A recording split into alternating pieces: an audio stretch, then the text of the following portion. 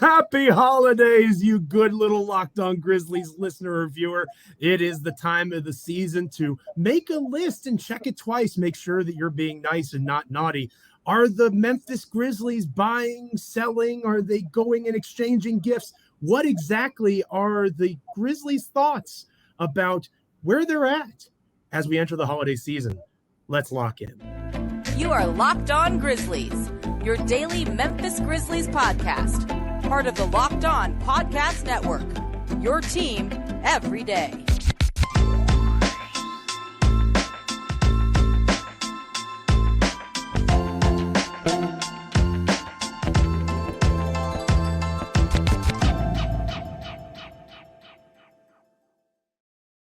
If you're listening to the show, we have to get it out of the way right from the beginning. No, your ears don't deceive you. Santa Claus is not the special guest host of this episode of Locked On Grizzlies. It is actually I, Ja Morant, back with you. And I know if you're not watching YouTube, you can't see my buddy, Damichael Cole of the Commercial Appeal, Grizzlies beat writer, is back with me as well. How are you, Damichael?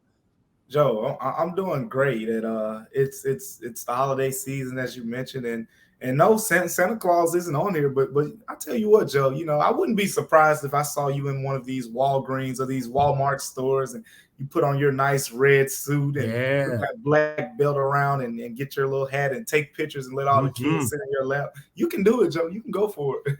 Well, I don't know whether I should take that as a compliment of my great Santa impression or as an insult that you called me fat, Damichael. I don't know which way I should go with that one. But I appreciate it, Damichael, and I appreciate having you back with me here on Locked On Grizzlies. It's just a nicer, warmer holiday season feeling whenever Damichael is just, a few centimeters away on the digital screen here. So thank you to Damichael, and thank you for listening to Locked On Grizzlies, taking in the show each and every day as we are part of the Locked On Podcast Network, your team every day. Make sure you're subscribing, rating, reviewing, liking on YouTube, checking out, making comments. We take all that stuff in. I interacted with a chatter on yesterday's show as they were watching it. It was a wonderful experience, and I genuinely mean that. It's cool to see folks making us part of their Grizzlies experience. So continue to do so and continue to tell your friends about us here at Locked On Grizzlies. Damichael, I don't know if you know this or not, but this is one of the busiest times of the year for shopping, right? I have 3 small children, and of course, Santa Claus brings them their presents, but I like to, help out where I can. So I thought, and I appreciate you, humoring me here as a washed old guy. You not being washed, you are very handsome, you are very suave, you are very out and about town. I go to bed at 8:00 every night. So as a washed old man, I appreciate your humoring of me. We're going to do a gift giving exchange kind of theme here with today's episode. We're going to buy some things about the Memphis Grizzlies, maybe some gifts that we'd like to give to someone else. We're going to sell some ideas that maybe we don't like as much. Maybe we're going to give those gifts away. The big block of deodorant that you inexplicably get given by your crazy aunt. You don't want those things. Or the tantric candles from your grandma. Grandma, I don't want to think about that stuff with you. Just don't give me those things. And then finally, maybe an exchange. Maybe the Grizzlies need to make a trade, take a couple of the sweaters that they got in the offseason and maybe exchange them for a toy from, a local department store. So that's kind of the theme for today's episode. And we're going to lead off with something that we really want. At the top of our holiday wish list, the gift that we just hope continues to give. And Damichael, because you're being so patient with me, I'm going to allow you to go first. What is the thing that is currently happening for a Grizzlies team, roughly a quarter through the season already, that you hope to buy and keep at the top of your holiday wish list for the entire season? Well, Joe, we're roughly a quarter through the season, but right, it only has taken me 5 games to buy on this. Ooh, I know where you're going with this. I know where it's coming. That's all I needed to see, Joe, and I'm buying this improved Jaren Jackson Jr. And it's only for one reason. It's not because of his defense. That's not surprising to me. That's what he does. It's not because he shot the three-pointer well in the last couple games, and he's still only at 31% or so. But remember, he started 0 of 7 in that first game, so he shot the ball really well from three-point range in the last 4 games. It's not even because of that. It's because I saw you kind of made a tweet in reference to this, Joe, where you said something like Jaren Jackson kind of turning into sort of a baby Giannis would be a really cool, ordeal. And you said that because he was playing bully ball in that game against the Knicks in the third quarter and the fourth quarter. And literally, since I came back to Memphis, the one thing when it comes to Jaren Jackson Jr., fans have clamored me about, either whether it's questions or they're just commentary on just watching him play, is they feel like he doesn't take advantage of the mismatches enough. Jaren Jackson Jr. is 6'11", 240 plus pounds, and more times than not, he's guarded by undersized power forwards, guys who are basically threes playing the four. And sometimes he's guarded by guys like Julius Randle and, Anthony Davis and so forth around the league. But more times than not, he has a big size advantage, and they have not seen him take advantage of it enough. Joe, this season, I think we're seeing it. That Knicks game, you saw him get to the basket, and especially in the fourth quarter there, he went right at some guys into the chest and finished right through them. We saw his very first game, right? When he returned, I believe it was against the Pelicans when he came back in that game and shot 0 of 7 from three-point range, but still had a solid game because he had, he was throwing down dunks. His first home game against the Grizzlies, he threw down the two-handed dunks, in traffic. I'm buying the improvement here because of the fact that his 2-point percentage right now is, I believe, at 56% from the field from two-pointers. Last season, Jaren Jackson Jr. was 47.6% on two-pointers. That is, it's still early, but there is reason to believe that this is sustainable. You go back, to his last season where he played close to a full season when he was 20 years of age, he was at 56%. No, I'm sorry, 54% from two-point range in that year. So right now he's at a career high at this 56% from two-point range. And just watching him play, it looks like he's realizing it, Joe. He's saying, you know what, I'm bigger than these guys. And he's muscling up. He's using his strength. He's using his power.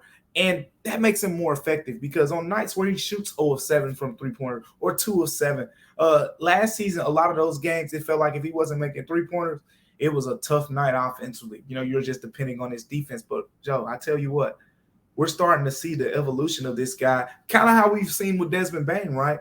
Desmond Bane this season, what we've seen is in games where he doesn't shoot the three ball well, he still can turn off 25 points and 5 assists because of his overall effectiveness around the floor. That's what we're seeing from Jaren Jackson Jr. I'm buying it, Joe. I'm buying it too. You stole my thunder, but that's totally okay. This first segment can completely and totally be dedicated to Jaren Jackson Jr. because he's terrifying right now in the absolute best way. He's unguardable. And you've heard Draymond Green say that about Jaren in the past, going back to the playoff series against Golden State last spring. He said we couldn't defend Jaren Jackson Jr. I would say of the 5 games they've played, 4 of the 5, that was true. There's no one that can defend Jaren Jackson Jr. The Knicks certainly couldn't. And I think that is a wonderful development to see because his defense is still phenomenal. I know you mentioned that it's the offensive stuff that you're most excited about, and I support that take.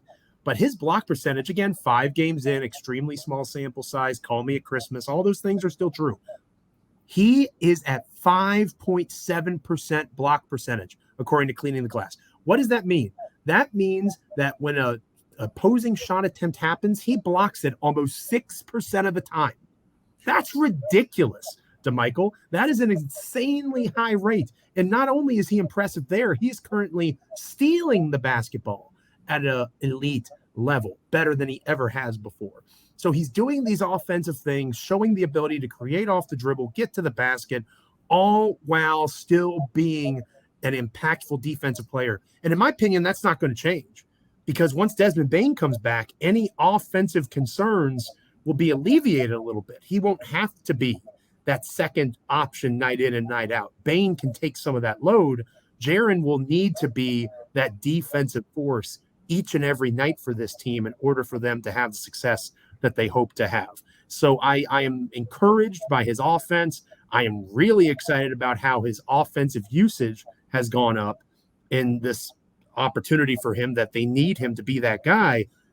He's not going to have to always do that. And his energy can continue to be on just creating awful shot attempts for his opponents in the best way possible. So Jaren Jackson Jr., we're buying you, sir. We buy you as another potential all-star fringe guy. Obviously, injury will probably keep Jaren out of that mix. But he looks phenomenal to start the season. More of that, please. Pretty please at the top of Locked On Grizzlies holiday wish list. We'll talk about some things that maybe we want to push to the side, maybe give those back, the fruitcake kind of thing that we're not exactly sure that's going to stick around in our next segment. But first, this episode of Locked On Grizzlies is brought to you by Turo. Turo is the world's largest car sharing marketplace. With Turo, you can book any car you want, wherever you want it, from a community of local hosts. You can browse a huge selection of vehicles for just about any occasion or budget. You can book an SUV, minivan for a family road trip, a pickup truck for some errands, or even test drive an electronic vehicle.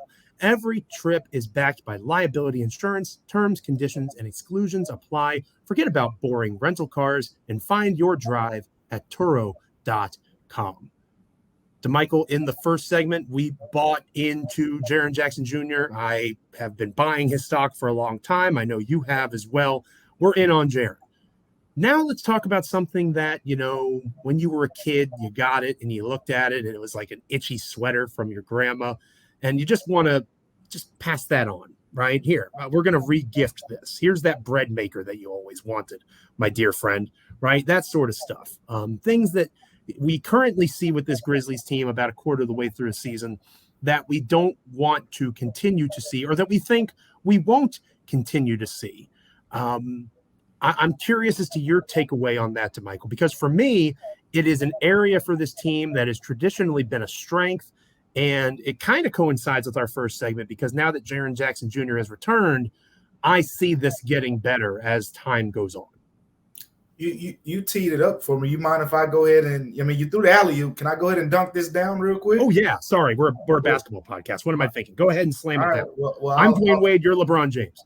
Let's do it. So, or better yet, your Ja. I'm Brandon Clark right here. All right. Yeah, that's true. This is the Locked On Grizzlies podcast, Joe. You make a fair point. Dang it. But I'm selling this slow defensive start as well.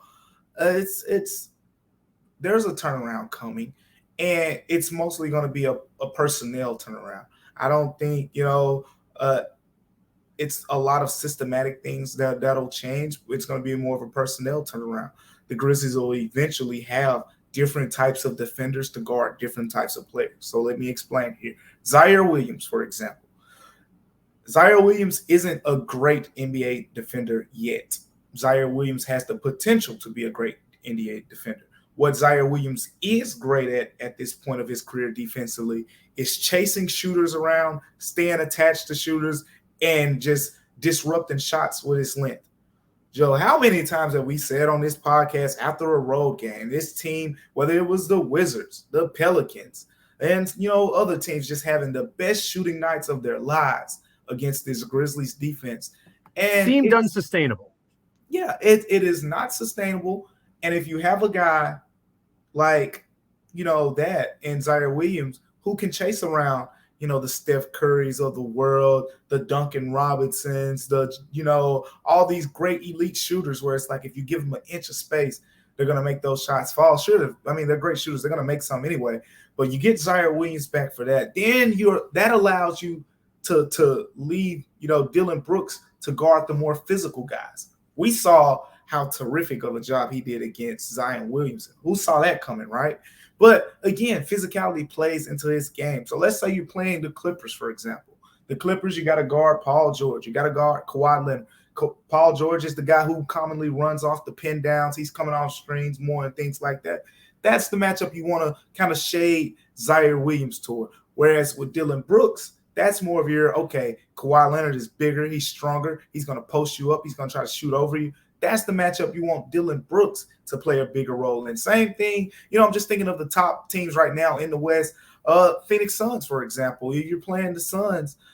You're guarding, guys like Cam Johnson, Mikal Bridges, these guys that are going to come off all these screens and make these three-pointers. There's your Zaire Williams matchup. Whereas Devin Booker, he's going to be physical. You want to match physicality with physicality. Dillon Brooks, we know the history those two have. But overall, Joe, I think it's going to be a personnel thing. It's when you get Zaire Williams back to kind of help, offset some of those things. We've mentioned Jaren Jackson Jr. He's the total difference maker here at the end of the day. He is the one guy who can, and he's already shifting. I've been looking at the Grizzlies block totals.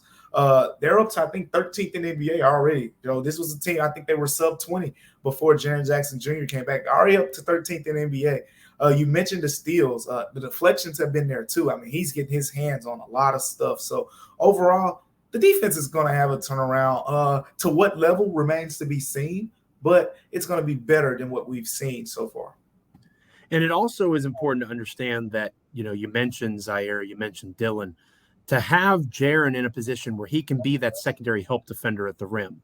That's the priority. Like, could Jaren in theory defend Kawhi Leonard at this stage of his career? Yeah, I think Jaren could. He's strong enough as an on-ball defender, especially against an older wing who maybe isn't as able-bodied as he used to be. I think Jaren is capable of doing those things, but he is so good at being that help side defender, that blocker, that guy that cleans up the mess in the paint and around the rim. I like Jaren in that role. We're agreeing today, Damichael. I agree on the defensive concerns. And I do think that it's important to point out, and I know I might start a flame war in the comments of the YouTube page, and I'm sorry for this. I'm going to say they that shall not be named. The Grizzlies, in terms of their defense, when I looked at the numbers, I was surprised that they're actually not performing that poorly compared to where they've been in the past, right? They're still playing the worst defense of the Taylor Jenkins and Ja Morant era so far. But where they're really struggling in terms of a noticeable difference between the last couple of seasons and this one, Damichael, is in creating turnovers. And I wonder who was important for that. You better watch it, Joe. He's coming Friday. He's coming Friday. It rhymes with Anthony Schmelton and Schmeil Schmanderson. Okay, I won't say their names specifically, but those two guys were really strong in those areas, and the Grizzlies continue to not have those guys on the roster. Now, you make a fair point, and I know we'll talk more about this in the final segment. They're not at full strength yet, right? Desmond Bane's not there. Zaire Williams, who is an important piece of this defensive puzzle, also not there. So there's still a lot to be decided. The jury's still out based on where this defense is going to go. But Damichael, for me, my biggest takeaway of something that hopefully doesn't stick around, we always knew they were going to have to change the way they scored, change the way they played to an extent. I want to see this team improve and change their ability to take away possessions from the other team, because that is going to be something that, again, defense can travel. You're not always going to have your shot. You're not always going to be able to make an impact scoring the basketball unless your name's Steph Curry, right? But defense can always be present. And I would like to see that turnover percentage go up a little bit. Yeah, and I mean, that would be great. That's something that I'm not too. I don't know if those numbers will get to where they were. Well, I mean, we're talking about a team that was number one in steals and blocks. Right. They're probably not getting to that point. Exactly. And it's more of me when you talk about that. Even if you go back to last season's defense, this was always, they were top 5 defensive rating, right? But I think they finished, I don't remember the exact number right now off the top of my head, but I'm pretty sure they were in that 8 to 12 range in terms of defensive field goal percentage. I'm pretty sure it was 10 to 12 because I wrote about it last season too. And that shows you, sorry to interrupt you, cleaning the glass, they were 11th. Yeah. So yeah, right in that 8 to 12 range. Boom. So last season, they were 11th in defensive field goal percentage. But what made them a top 5 defensive rated team was the fact that they turned guys over, like you're alluding to. So it just leads me to believe that if they're not creating those same type of turnovers, some area like defensive field goal percentage is something that they'll have to tick up it a bit in this season, maybe get closer to 8 to 7. And with that being said, that leads me to believe that the defense may not be as elite as it was last season overall, and it'll just look a little bit different. One thing that I think that's really stood out to me since Jaren Jackson Jr. has been back is his role is much bigger, I think, in terms of what they're doing right now. You look at how the Bucks use Giannis Antetokounmpo. Everyone complains about, and guess what? Eventually, as Jaren Jackson Jr. becomes a household name, this problem is going to come up on the national level too. You heard it here first. But everyone complains about Giannis Antetokounmpo not guarding Kevin Durant. not guarding, all these top scorers in the East. You remember that in the playoffs? They were saying, oh, tell Giannis to guard him. But what Mike Budenholzer, by the way, Taylor Jenkins was an assistant on his staff. Spoiler alert, this is the exact thing that's going to happen here. Exactly. It's going to happen in Memphis because you're not going to see Jaren Jackson Jr. too often picking up those matchups because the Grizzlies like for him to be that back line of defense. Because what they're doing a lot of times, and some of the players talk about this, is they're funneling players. They want players to drive the basketball towards Jaren Jackson Jr. because they feel like if they drive at Jaren Jackson Jr., they're not going to score. That's the toughest shot for them. And you're running them off of the three-point line. At the end of the day, the Bucks defense is synonymous for protecting the paint and protecting the three-point line. They're giving you all that stuff in the middle, and that's what makes them so tough. The Grizzlies have those same capabilities, and they're funneling things. I mean, the Pelicans game was the perfect example. Jaren Jackson Jr., of all the players on the Pelicans, he guarded arguably the worst offensive player in the starting lineup in Herbert Jones, and he basically just freestyled around the paint and made it tough on them around the rim. That's exactly right. And I talked about that on yesterday's episode of Locked On Grizzlies, making Herb Jones beat you. A little bit of Tony Allen to that for those that have been around the Grizzlies for a while. Memphis Grizzlies fans are familiar with that defensive philosophy. In our last segment here, we are going to be talking about exchanges. Maybe you want to make a move, maybe move something along for another piece. Do the Grizzlies need one more piece to truly ascend to contender status? We'll talk about that on our final segment. But first, I want to shout out Locked On Sports today. Thank you for making Locked On Grizzlies your first listen each and every day. But for your next listen, check out the Locked On Sports Today podcast. It's the biggest stories of the day, plus instant reactions, big game recaps, and the take of the day. It's available on the Odyssey app, YouTube, and wherever you get podcasts. This episode of Locked On Grizzlies is brought to you by LinkedIn Jobs. These days, every new potential hire can feel like a high-stakes wager. Am I right? It can feel very uptight for a small business. You want to be 100% certain that you have access to the best qualified candidates available. That's why you have to check out LinkedIn Jobs. LinkedIn Jobs help find the right people for your team faster and for free. It's extremely easy to use. All you have to do is make a job post, add your job in the purple hashtag hiring frame to the LinkedIn profile, and spread the word that you're hiring. Simple tools like screening questions make it easy to focus on candidates with just the right skills and experience so you can quickly prioritize who you'd like to interview and hire.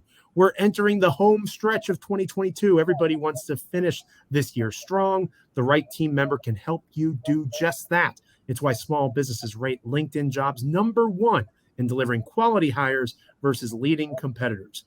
LinkedIn Jobs helps you find the qualified candidates you want to talk to faster. Post your job for free at linkedin.com/lockedonnba. That's linkedin.com/lockedonnba to post your job for free. Terms and conditions apply. Damichael, I know you've gotten some gifts in the past that you're not a huge fan of, right? We don't have to put anybody on blast. I would never dream of doing such a thing, talking about jackets and sweaters that I would never wear. I wouldn't do that, okay? But we all have been in that gift-giving experience, right? You try to make an exchange. Quarter of the way through the season, entering this holiday time of the year, do you think that the Memphis Grizzlies need to make a move?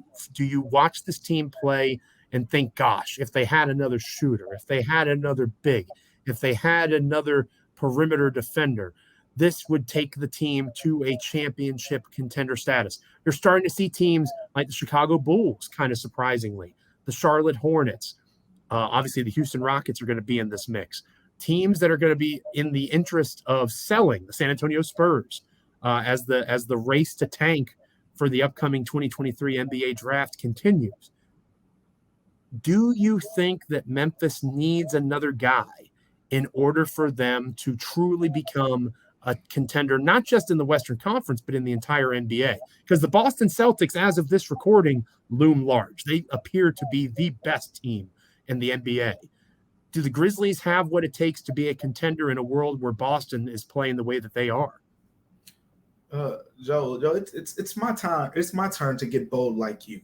Ooh. I got a couple things I want to say on this. Okay. And one, I want to say, I think this year's team has the potential to be better. than last season's 56-win squad. I thought you were about to say they're going to be better than Celtics. I was going to, that is spicy. I like that. Joe. Let me. I don't want to go that far yet. I don't want to go that far yet. They could be now. They could be. Sure. I want to say that this starting lineup, I mean, could you imagine what it's going to look like when you have Ja, Dez, Dillon Brooks? I mean, people haven't been giving him his flowers like that outside of you, Joe. You're telling them to do it. Maybe they'll start listening to you, Joe. But maybe I need to start calling people cowards. That usually works with them. Yeah. Call them all cowards. Call them all out on Twitter. Dillon Brooks' improvement plus the defense. I mean, he's leading the team in the box plus minus, right? And then Jaren Jackson Jr. I mean, we just talked about it, but 4+ games of 20 or more points for the first time in his career. Steven Adams right now, offensive rebounding at a historic level, even better than last season, offensive rebounding percentage-wise. The starting lineup is better than last season. At the end of the day, we talked about it before the season. The individual growth of all these players was going to make this team better. We're seeing Ja Morant be a better player. We're seeing Desmond Bane be a better player. We're seeing Jaren Jackson Jr. being a better player. And all in all, that makes the Grizzlies a better team. But you realize I'm just talking about the starters. So that goes to your thing about this exchange here. And they need like a bona fide, I can get you 15 points off the bench guy. In the playoffs, we know the starters are going to play. You got Ja Morant and Desmond Bane in your backcourt. Those guys are going to probably both toe around 40 minutes in the postseason because you just don't want either one of them off the floor very much. Dillon Brooks, his great defensive ability, you don't want him off the floor that much. Zaire Williams, I think, will be a good sub for those guys. And Tyus Jones, again, another. So you're like, where do you put this automatic scorer? But I don't know the answer to that. I just know the answer to they need a guy who can create his own shot. The bench, we've talked about it a lot. That's probably the biggest weakness right now overall on this team in terms of what they need to improve. Free throw shooting is definitely up there, but that's what I think it comes down to. You need that Jordan Clarkson, that Lou Will, who is a free agent, and he's from Memphis, born here, by the way. Fun fact. Lou Williams out there. And all these other guys, you mentioned these other teams, San Antonio Spurs, guy like Josh Richardson, not, the greatest shot creator, but someone who I think can go and give you 12 points off the bench on a night where the starters may be struggling. I think that's what you need, Joe. If they have that, I can't spot a weakness. Tyus Jones is one of the better backup point guards in the game. Santi Aldama, there's some inconsistencies there, but I really like, what he's showing. He's 21 years old. I mean, he's looking good. Brandon Clark, he is really good for his role. You need that guy who can come in with the bench, and instead of just relying on passing the ball like a hot potato, which works a lot of times, when you play those teams who are going to switch everything, you need that guy to say, everybody move. I'm going to take care of this. They don't have that guy right now. That's what they need. Eric Gordon, somebody like that.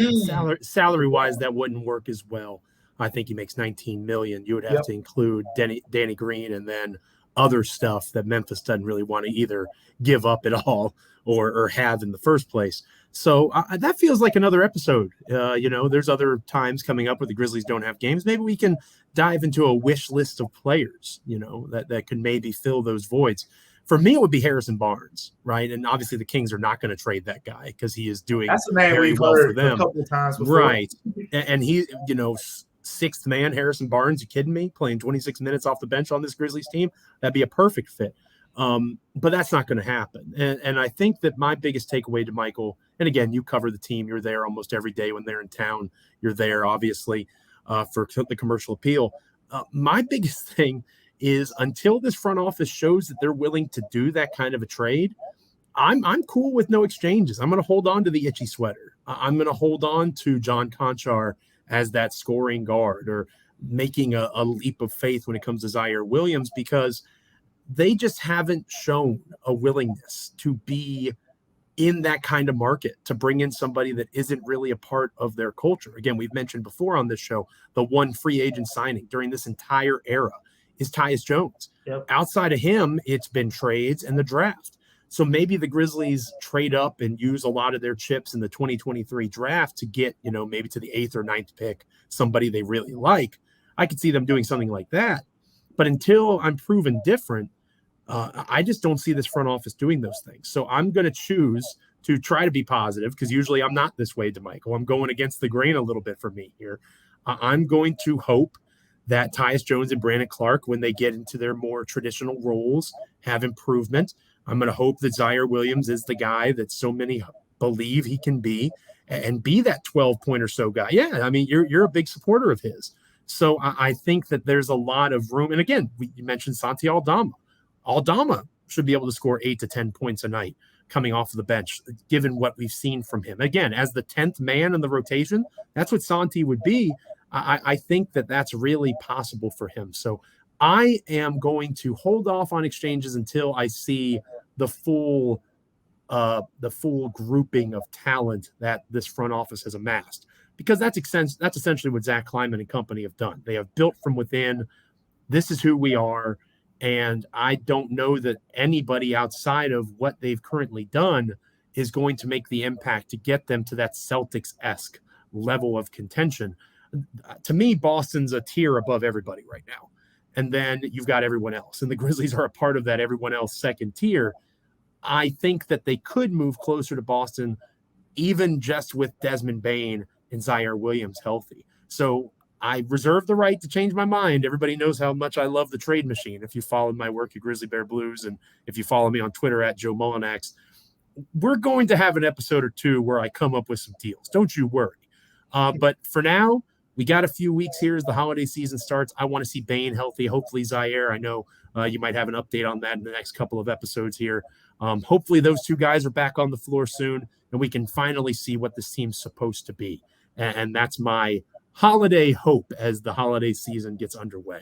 Thanks for making Locked On Grizzlies your first listen today. For your second listen today, check out Locked On Sports Today. From the games that matter the most to the biggest stories in sports, go beyond the scoreboard and behind the scenes with local experts and insights that only Locked On can provide. Locked On Sports Today, available on this app, YouTube, and wherever you get your podcasts. Damichael, this was so fun. I think we should do it again soon. Maybe tomorrow would be a good time for us to talk some Grizzlies basketball. Obviously, the Grizzlies will be back in action on Wednesday, so we'll have that to discuss. The Grizzlies will have had a practice, right, between now and then that I'm sure you'll be in the mix for. Maybe a little bit of attendance, maybe a little bit of an injury report. Injury report update. Maybe you can do that first, Damichael. We sounds like something we should, be able to do real soon. A lot of moving pieces are starting to happen. Zaire Williams getting closer. He's Desmond Bane warming up before the Knicks game. Yeah. Desmond Bane's been warming up. He's completely out of that boot and everything now. So the pieces are starting to move. I think December is just going to be a big month, for the Grizzlies. It's going to be a big month for the Grizzlies, and it's going to be a big month for Locked On Grizzlies, this podcast, because of you. Thank you so much for listening, watching, however you're taking into the show. Rate, review, subscribe, comment, all those things make us a part of your daily basketball content, not just for the Grizzlies, but for all of the NBA, because obviously the Grizzlies, the way they're built, they're going to be pretty good for a pretty long time. So stick with Damichael and I as we continue to take you through this Memphis Grizzlies season. For Damichael Cole of the Commercial Appeal, I am Joe Mullinax. Until next time, stay locked in, Grizzlies fans. This is Locked On Grizzlies.